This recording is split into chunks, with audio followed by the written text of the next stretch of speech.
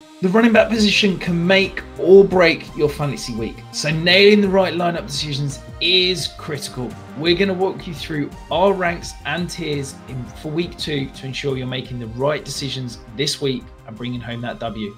Kicking it off in the S tier, Christian McCaffrey, Derrick Henry, Bijan Robinson. No questions asked, plug and play. Let's move on. Yeah, I mean, if anybody has any worries about Christian McCaffrey because of the lack of Brock Purdy, I would just say that I think that's overblown. If anything, I think the volume projects to be even higher. And whilst I was worried last week that Christian McCaffrey might not see a massive workload from the get-go because they might look to protect him, I was very much wrong on that, and we just saw absolute monster workload. Kyle Shanahan can't help himself. Only quick note on Bijan Robinson. Tyler Algier was out there playing a bit, but so far, Bijan Robinson got there on receiving work enough to make it not a concern. But if we get into games where Tyler Algier is playing a bit more and Bijan isn't getting the touchdowns, isn't getting the receiving work, then that could be something to keep an eye on going forward.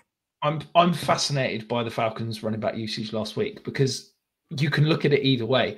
Bijan Robinson played 82% of snaps. Tyler Algier down at 25%. He only played 19 snaps, yet he saw 10 carries. Like, I do wonder if we're going to start to see teams realizing when Tyler Algier is on the field, it means the Falcons are running the ball and it means Tyler Algier is getting the ball.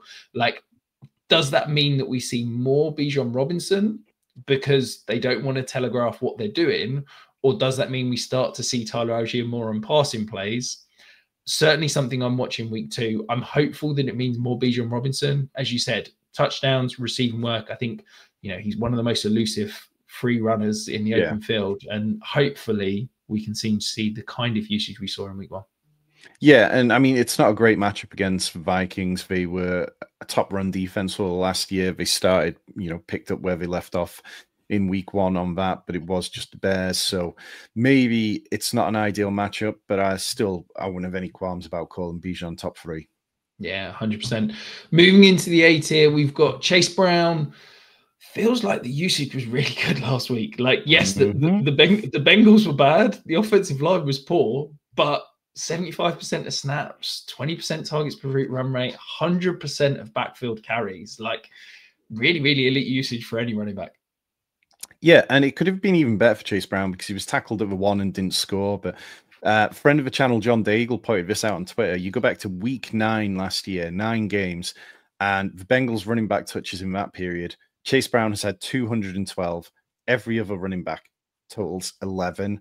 Like, people didn't want to hear it this offseason that Chase Brown was the RB1. People wanted to wish cast Taj Brooks. People wanted to talk Samaje Perine. But Chase Brown has earned being a monster in this offense, and I'm very much good with it. Against the Jags this week, I think that the Bengals can really take them on in any way that they'd like to. I think that they're going to be able to get into the end zone multiple times to try and have this bounce back matchup. And I think that Chase Brown is probably one of the strongest starts of the week, which is why we've got him as our RB4. Yeah, absolutely. You look at the snaps as well, played 29 of 33 early downs. Like, the only time he's coming off the field is on 3rd downs. Maybe I'd be slightly concerned in a game where the Bengals are expected to get thumped and be played from behind. It's not going to be this week against the Jacksonville Jaguars, is it? We've also got Josh Jacobs, just maybe not the sexiest, but feels like he's just going to churn out decent carries, decent stats, and probably find the end zone as well. Yeah, obviously this one, the Thursday night matchup, so maybe by now people already know what's happened in it, but the Commanders aren't an imposing defense. They did an okay job last week against the Giants, but you'd expect them to do a good job against the Giants. Jacobs got into the end zone for a touchdown, and even though the Packers have moved to being slightly more pass heavy, I think it's still going to be a team that spends a lot of time giving Josh Jacobs the ball, and Jacobs had the 6th highest percent of the backfield's touches in week 1 at 87%. Yeah, so moving on to Jahmyr Gibbs, we've got some positives, we've got some negatives. The positives, this is now a 2/3, 1/3 split with David Montgomery. We saw it last year. It was almost 55-45. Jahmyr Gibbs played 66% of snaps, 66% of route participation, saw an insane 35% targets per route run. But the offensive line struggled. They struggled running the ball between tackles, one of the worst in terms of efficiency run games we've seen under Dan Campbell. And the Chicago defense looks really good. Are you concerned about Jahmyr Gibbs at all? Not really just yet. I mean, the Packers defense has been a pretty good unit. Obviously, you had Micah Parsons, who didn't play the full game, but this felt like a fluke. Like, this was Detroit's lowest rushing output since week 6 of the 2023 season. He averaged only 2.1 yards per carry. It wasn't great whatsoever, but I think it was something which you touched on when we were doing the quarterback video, that the offense without Ben Johnson is slightly disjointed. And, you know, we are going to see a little bit of this as Detroit find themselves. I do agree with your point about Dennis Allen being a really good defensive coordinator, and I think Chicago's defense is going to surprise people this year. But if he keeps getting that kind of volume of checkdowns, 10 for 10 and 31 in the air, we can live with it. Yeah, and then we move on to Saquon Barkley. Running back 7 feels very, very low, but I don't know about you. I just couldn't get him any higher this week. Yeah, and it's not a knock necessarily on Saquon. Saquon does what he does. But the Chiefs' run defense was excellent last year, you know, a top 5 unit in DVOA. They seem to have picked up exactly where they left off. They really held Omarion Hampton in check last week. No, obviously not. Now, obviously, Saquon Barkley is a better player than Omarion Hampton at this point in his career. But I'm not sure that this is a game which is going to flow massively through the ground. And of course, we're always dealing with that. Jalen Hurts, if he gets touchdowns, then it's going to eat into Barkley's ceiling. I wouldn't have any qualms about starting Saquon Barkley. And I think that if you're playing DFS, that you could still plug Barkley in as probably a quite low-owned player this week because people will be a little bit concerned. But I'm not sure that we see a kind of 30-point game. Before we move on to the next tier, though, if you haven't yet hit the subscribe button, you've made it this far into the video. What are you doing? You're enjoying what you're watching. Hit the subscribe button. You will not regret it. Moving into the B tier. Now, this feels like a big chunky tier. This is what I'm calling kind of my RB2s, my safe starts, but not my superstars. We got Kyren Williams, huge workload. Yeah, Blake Corum ate into it a little bit, but this is still Kyren Williams' backfield, isn't it? Yeah, very much so. I mean, it's just another off season. And this is kind of the Chase Brown effect as well. We get people constantly talking down these players who emerged as late round values, who they miss out when they explode. And then they constantly look for ways to talk them down. And it was another off season where people talk Kyren Williams down, and then he comes out, has this massive amount of touches, and maybe this is just what he's going to be. Last week, the Titans gave up the 3rd most points to running backs in week 1. Obviously, that was the Broncos running backs out there doing a really good job on them. I thought they'd be a little bit stronger than that, but potentially Kyren has a chance for a nice matchup here, so I've got no concerns with him. Devon Achane kind of got out of jail with his touchdown towards the end. I think that Miami's offense looked incredibly disjointed, so it's a little worrisome on him. Are you feeling confident on Achane? Confidence probably not the right word I would use. I would like to point out the Dolphins had the best and most efficient run game in the entire NFL in week 1. The problem was that Tua was appalling and the rest of the Dolphins offense was horrific. And yeah, they were running the ball in garbage time and it kind of padded the stats slightly. But this is a good run game. Achane is so explosive and electric in space. Like, I think you've got to start him if you draft him where you draft him, if you've got him, because he can score, a touchdown from anywhere. And the underlying numbers are good, 77% backfield share, 18% targets per route run. Like, I feel like even if this offense is going to be bad, he can still do enough for fantasy to kind of get things ticking along. Yeah, and it's not like the Patriots last week, they held Ashton Genty in check, but it didn't really feel like the Raiders were leaning into that as heavily as they possibly could. So maybe it is a good matchup. Maybe it's not. I guess we'll get more information on that, but I wouldn't worry about starting Achane. Yeah, and you mentioned about Ashton Genty being kind of slightly bottled up last week. We've got him next in this tier. Are you, it feels like a big faller after week 1. Are you confident in him, or is this just a case of you've spent the capital on him, you've kind of got to start him? Yeah, I mean, this two-tier drop for him straight off the go, and we are shuffling these tiers considerably as we figure out what people are doing. He only ran a route on 52% of dropbacks, 6% target share, which is disappointing because we were expecting a little bit more creativity there. And the Raiders, they were the pass heaviest offense in neutral situations. Like, that wasn't necessarily something I expected when we spent this draft capital on Ashton Genty. Against the Chargers, look, the Chargers are a team who I struggle to figure out at times. Like, do they have a good defense? Do they have an average defense? It's like, it seems so week to week on it. Obviously, last week we didn't give up very much to Isaiah Pacheco, but that's the Chiefs and Isaiah Pacheco. So I'm starting Genty. I think that, again, he'll be somebody in DFS that you could target because there'll be a significant drop-off in the ownership on him this week. Yeah, and then we're going to move across to James Conner. We started to see Trey Benson get a little bit more work last week, but still enough for James Conner to be a solid RB2 plug and play. Yeah, very much so. And in this matchup against Panthers, who just look like one of the worst defenses in the league, I think that this is kind of one of those litmus tests where you go, okay, well, if James Conner can't give me a good week against Carolina when the Cardinals are favored by a touchdown, then there's cause for concern. Yeah, the one thing to watch and note on James Conner is that he did run 23 routes, which was 60%. He saw a solid 4 targets, 17% target per route run. But interestingly, Trey Benson played 10 of 13 third downs. So it was only because the Cardinals were passing so much on first and second downs that James Conner got that passing usage. If we see a more traditional shift towards, some run early down, pass on third downs, maybe we see that passing usage disappear, which could be really disappointing for James Conner. So not panicking yet, not overreacting to week 1, but certainly something I'm monitoring moving forward.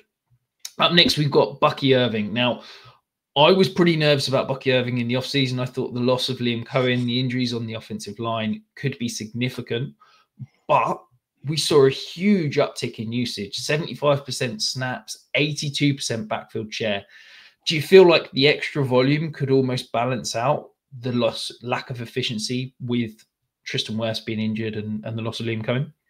Yeah, definitely. And I think this is a game in general, the Bucs against the Texans, which has the potential to be slightly low scoring, but it could be a good one for Bucky Irving for reception totals, because last week these were the 2 most pressured quarterbacks. Oh, sorry, the 2nd and 3rd most pressured quarterbacks. Stroud was pressured at 52% of his dropbacks, Baker 48%.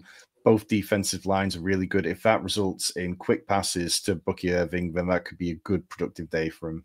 Absolutely. And then Jonathan Taylor looked so good, I thought, last week. Saw some unbelievable usage, but just didn't quite round it off with that big score. Do you think that the usage and the numbers are encouraging and hopefully we can start to see a little bit more efficiency around the goal line?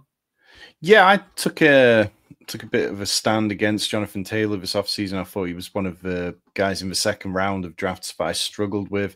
He was tackled at the 1-yard line and then didn't get in on that drive. And that was a bit disappointing on a day where 100% of the Colts' drives resulted in points. But I think that if Daniel Jones can continue to be functional, then it's fine. Now, this matchup against the Broncos is a whole different ball game to Miami. So if Jonathan Taylor can continue to look good against a really good defense, then maybe next week we start talking about putting him into the B tier. Sorry, the A tier. And then Travis Etienne, probably the biggest riser from week 1. Yeah. We've seen a phenomenal performance week 1. That ridiculous 70-yard run. Yeah. That ridiculous 70-yard run. We've also then going to add in the trade of Tank Bigsby. It feels like we saw Liam Cohen last year do phenomenal things with Bucky Irving. Is Travis Etienne going to be a league winner? And we can say that already after 1 week? I mean, my best ball exposure or lack of to Travis Etienne definitely helps. No, but look, I mean, yeah, everything you pointed out stands up. He led all running backs in rush yards over expected. Plays against the Bengals. They are underdogs by almost 4 points. The Bengals need a big bounce back. This is on the road in Cincinnati. The Bengals defense gave up the 11th most fantasy points in week 1 to the running back position. And a lot of that came through the air. So if Etienne can get involved in the passing game significantly, then this could be a very productive day for him.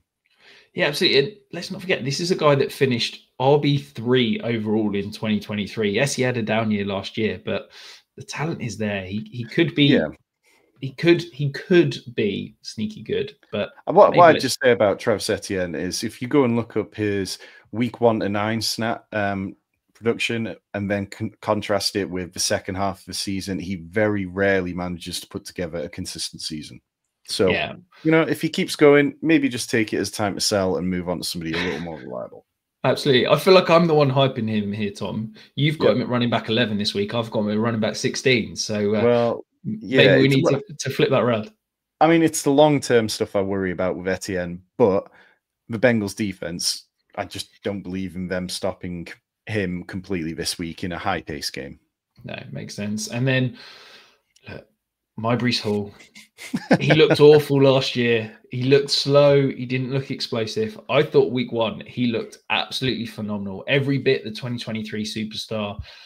The game started with the Jets giving, very much split workload between him, between Braden Allen, Isaiah Davis even got rotated in. But as the game went on, it was just wheels up to Breece Hall, and the Jets couldn't stop feeding him the ball. Do you think that we are going to see 2023 Breece Hall again moving forward? I mean, if we do, then he's probably going to be one of the biggest league winners. Like, it's easier for me to have faith in him compared to Travis Etienne across the whole season. And the Jets, they were the heaviest run offense in situation neutral last week at 65%. Like, the Jets want to run the ball, try and be efficient in the passing game when they can.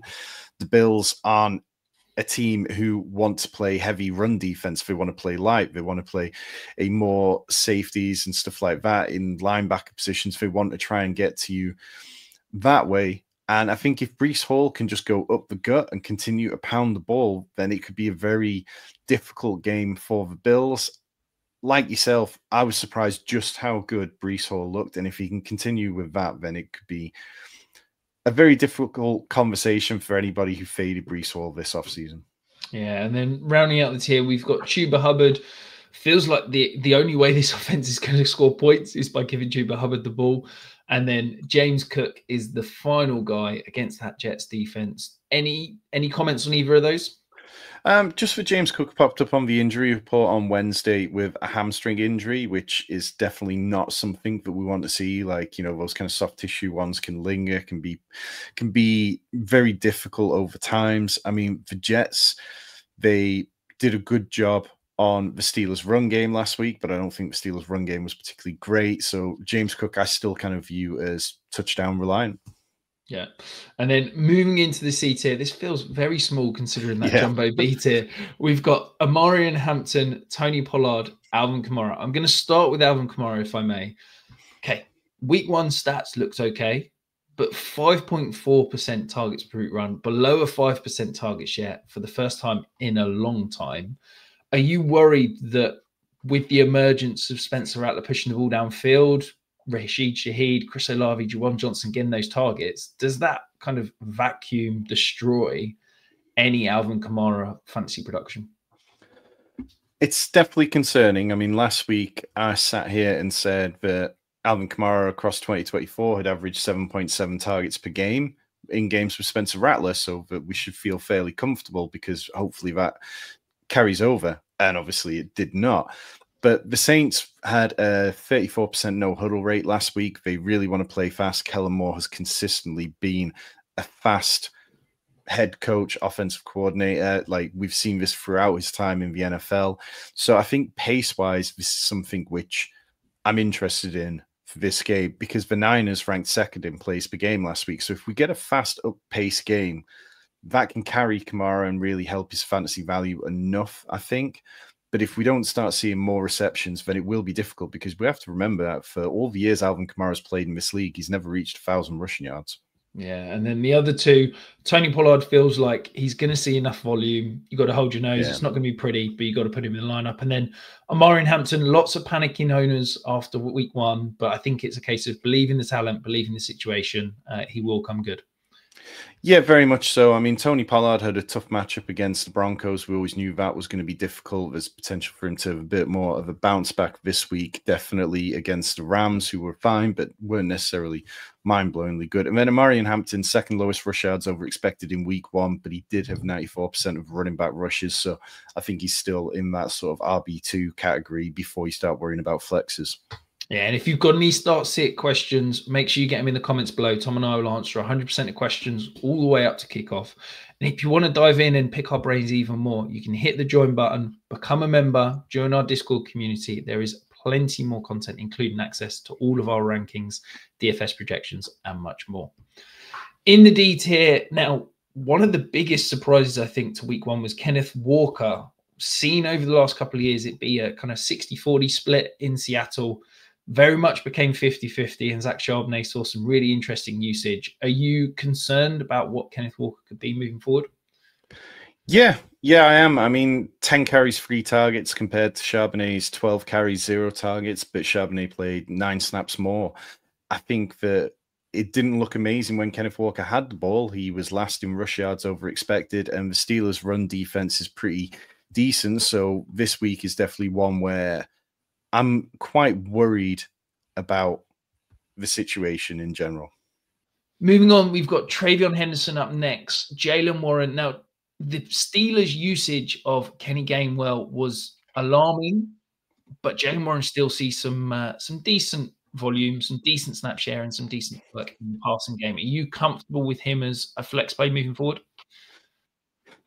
Yeah, maybe not every week, but look, I mean, this is the Arthur Smith experience, isn't it? I mean, Jaylen Warren's shown he can be explosive. He's shown he can work in the passing game. So for now, we have a little faith, and we just have to be willing to adjust, and we have to be ready to make moves off waivers if this Smith doesn't pan out. Yeah. And then Javonte Williams, a really impressive stats from week 1. Obviously, going to be probably one of the most questions we get this week is about what to do with Javonte Williams. Do you have much confidence in him being the running back to own and potentially being a solid RB2 for fantasy?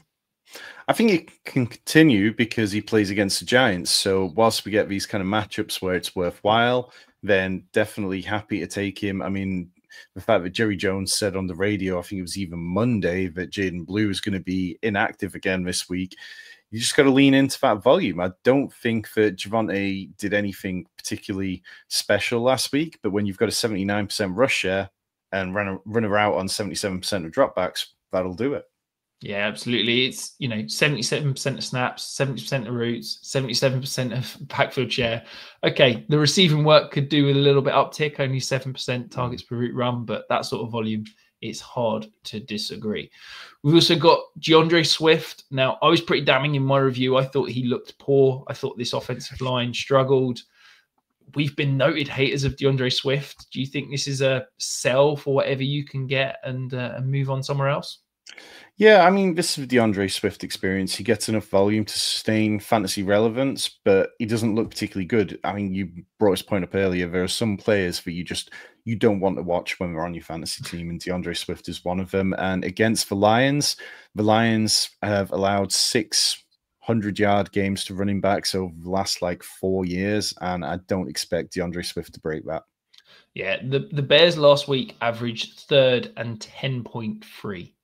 Yeah. And a big part of that to me is the inefficiency of the running game, and that falls solely on DeAndre Swift's shoulders. We've also got David Montgomery. J.K. Dobbins felt like a sneaky start last week, saw decent volume, buoyed slightly by the touchdown. Are you comfortable firing him up again this week? Yeah, I am, because the Broncos play the Colts. They're favored by 2 points, which, if you go off game script ideas, then their good defense is going to keep them in a position where they're leading and they can work the clock. And I don't think that we necessarily saw the Colts tested in a way that we should rely on last week, because Miami was just awful. So yeah, comfortable starting J.K. Dobbins. I think there's still a good distance between him and R.J. Harvey and how the Broncos want to use each of them. Yeah, and then in Minnesota, we got Aaron Jones. Slightly concerning usage for him last week. This was much more of a 50-50 split than I think we thought. Jordan, well, perhaps not for you. You've been hyping Jordan Mason all offseason, but Aaron Jones saw the receiving work and lost quite a lot of rushing work to Jordan Mason, as well as some targets. Do you feel that there's much left in Aaron Jones? Well, I do, and I've still got him as my sleeper of the week on the back of it at the running back position because of how he was used vertically. Like, there was points because they're struggling at wide receiver, because they've got guys like Jalen Naylor and Adam Thielen who they're having to rely on. They were putting Aaron Jones out vertically and really trying to use him when they were doing that. And I think Aaron Jones is still a good enough pass catcher that as a kind of like RB3 guy in your flex, I'm okay with that. Yeah, and then in our tight ends video, we talked about the Browns' usage of David Njoku and Harold Fannin and how Fannin was forced the ball when he was on the field. We moved to Dylan Sampson, who had some of the most confusing usage week 1, only played 43% of snaps, only ran a route 33% of the time. Yet on those 16 routes was targeted 8 times. Like, it was very apparent when Dylan Sampson was on the field, the Browns wanted to get the ball to him, but he wasn't on the field very often. So I don't really know what to make of that. I'm very intrigued to see the usage this week in a much tougher matchup. Do you think that he's got flex-worthy consideration? I think he does, and I think a lot of people will have spent good money on him on waivers this week, so you want to have some confidence. The Browns, 12-point underdogs to the Ravens, so if they're going to be in a pass-heavy script, if they're going to need to keep moving the ball, then that points to running back receptions, so I'd be okay with it as a dart throw. Yeah. And then rounding out, we've got the E tier: Tyron Tracy, Ja'Cory Krosky-Merritt, Jordan Mason, Isaiah Pacheco, Zach Charbonnet, Nick Chubb. Any of those that you'd particularly feel comfortable taking a dart throw on if you're in a desperate situation? Well, the guys like Zach Charbonnet, obviously JCM is playing on Thursday nights. By the time people watch this, maybe they know how he did already, but I wouldn't be too worried about that one. And then Charbonnet, I think we're going to continue to see that split with Kenneth Walker that we talked about. So maybe that's worthwhile.